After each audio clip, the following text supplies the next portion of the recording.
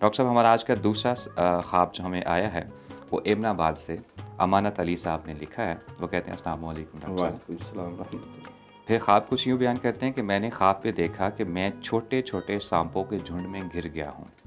وہ سانپ میرے اوپر چڑھنے کی کوشش کر رہے ہیں اور میں انہیں اپنے جسم پر چڑھنے نہیں دیتا. پھر مجھے فوجیوں والے جوتے ملتے ہیں اور میں وہ پہن کر ان کو مضبوط جوتوں سے کچل دیتا ہوں. تعبیر سے آگاہ کر دیجیے گا، شکریہ. جی ڈاکٹر صاحب.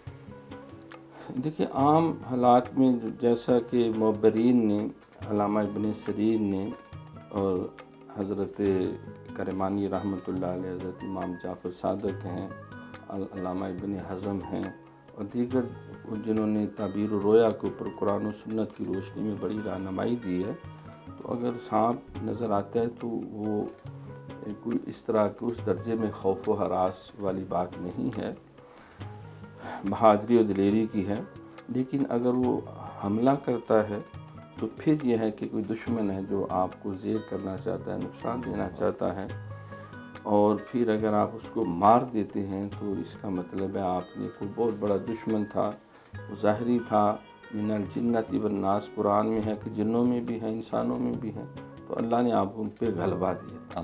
اب یہ چھوٹے چھوٹے جو سانپ کے بچے ہیں اور وہ اوپر چڑھنے کی کوشش کریں، معلوم ہوتا ہے کہ کچھ ایسے دشمن ہیں بہت قریب ترین، تو وہ گویا کہ اس شخص کے لیے خطرے کا باعث ہے، وہ ان کو ہٹانے کی کوشش میں لگا ہوا ہے.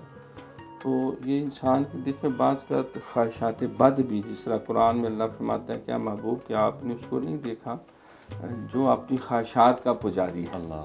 تو یہ خواہشات بد جو ہیں، حسد، کینہ، لالچ، تکبر، گندی شہوت، گندی خواہشات جو ہیں، اور منافقت اور یہ چھوٹی موٹی ہیرا پھیری، چور بازاری، انسان سے ایسی غلطیاں ہوتی ہیں تو وہ بھی دشمن کی ہی طرح ہیں.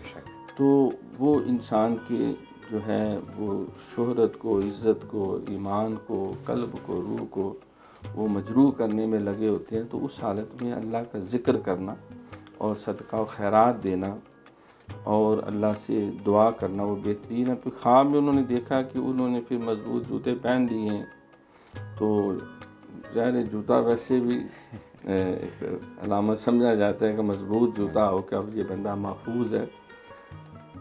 تو جوتے سے مراد ویسے بعض معبرین نے شریک حیات بھی بیان کیا ہے، تو انہیں کچل دیا ہے، تو یہ ان کے لیے نیک خوش آئند ہے اور کامیاب ہونے کی دلیل ہے. اس سے یہ ظاہر ہوا کہ انہوں نے یا تو کہ اللہ کا ایسا ورد وظیفہ کیا، آیت الکرسی پڑھی، معوذتین پڑھی، اپنے حصار کے معاملات کو درست کیا. انہوں نے کوئی حصار کیا اور ان کی شریک حیات بھی ان کے اس امر خیر میں ان کے دست و بازو بنی، یا کوئی غیبی مدد جس طرح کوئی نیک صالح انسان ملا، اس نے کوئی وصیت کر دی، کوئی دعا دی، یا ان کے ہاتھوں سے کوئی ایسا صدقہ و خیرات کا کام ہوا. سرکار نے فرمایا دعا اور صدقے سے تقدیر بھی بدل جاتی ہے اور نگاہ مرد مومن سے بدل جاتی ہیں تقدیریں، جو ہو ذوق یقین پیدا تو کٹ جاتی ہیں زنجیریں.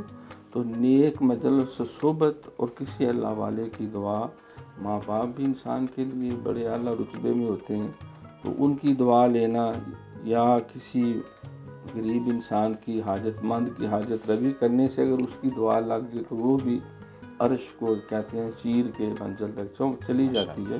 تو انسان کو دعائیں لیتے رہے تو انشاءاللہ ایسی بد بلائیں اللہ دور رکھے گا. بہت شکریہ ڈاکٹر صاحب، ماشاء اللہ.